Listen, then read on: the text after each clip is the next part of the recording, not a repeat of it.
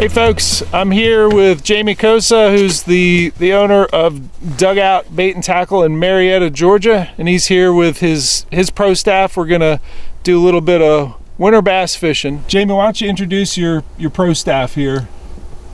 We have Mr. Ryan Lambert, Steve Owens, Russ Snyder, Christine Fisher, and my right-hand man, Craig Miller. Okay.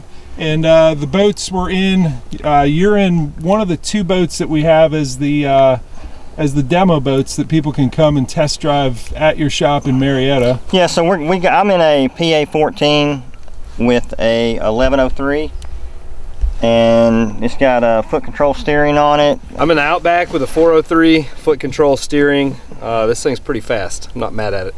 Nice. Yeah, I'm in a standard Pro Angler 14 360 with kick-up fins. Okay. Wilderness Systems TAC 120 with a Torqeedo 403 ultralight and foot control steering. Okay. And I'm in a Hobie Pro Angler 14 360 with a Torqeedo 403 ultralight. And Craig? I'm in a PA 360 12 kick-up fins 2020 model. Nice. All right, let's go catch some fish.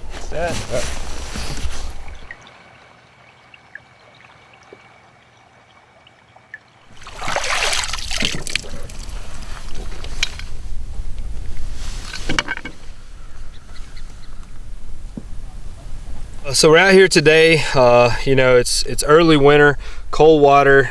These fish, they really key in on the schools of bait fish. So one of my favorite baits for this time of year are these small blade baits. And what you want to do is locate the schools of bait fish on your graph, and you will see normally the larger predatory fish underneath or just off to the sides of the schools of bait fish. So what you're doing is just taking this little, depending on where you're at in the country, you'll use the different patterns, but a small blade bait, and it's shaped like a bait fish. You want to drop it down into the school of bait fish, and my favorite presentation is let it hit the bottom and just yo-yo it, just rip it back and forth. And a lot of times that's going to trigger that reaction strike, because these fish are keyed in on that school of bait. So when they see that blade ripping up and down, that really simulates, you know, an injured bait fish falling, and that's what it takes to trigger these strikes.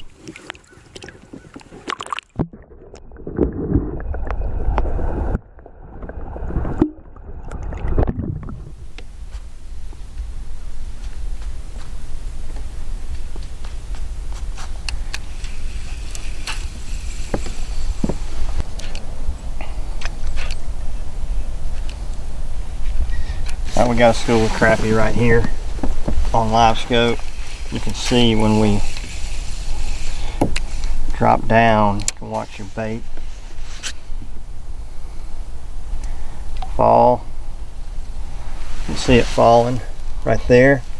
It's going to stop right on this one fish right there. You can see it hopping around, your bait hopping around right here. Every time I jig it, you can see it coming up. I'll drop it on down a little bit more, all the way to the bottom. Pop it off. Pop it off. Kind of got off of it. There it comes back up right there. It's more on this side.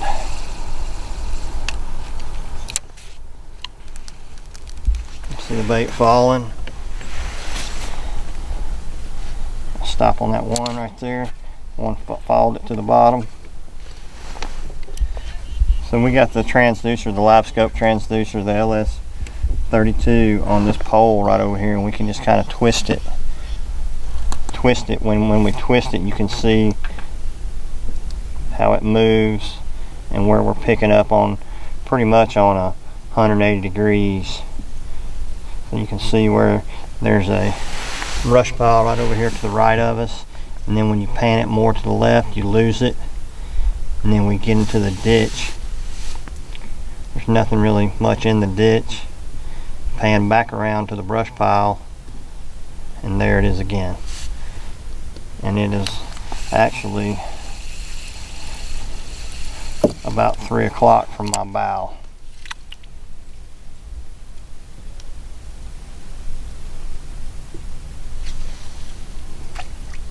fancy stick.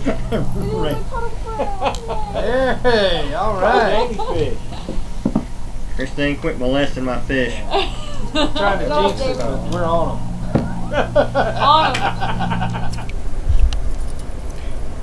Alright guys, so after the test today, pretty much this, the 14 Pro Angler, tournament loaded. You know, you can see, you know, I've got several rods, H-Crate, Garmin, 126, 54 amp Dakota lithium battery. The 1103 ultralight pushes this boat 6.5 miles an hour, which is pretty good tournament loaded, I feel like. If you want to test one, you're more than welcome to come to the Dugout at any given time, and we'll put you in one to try it out. Have a good day.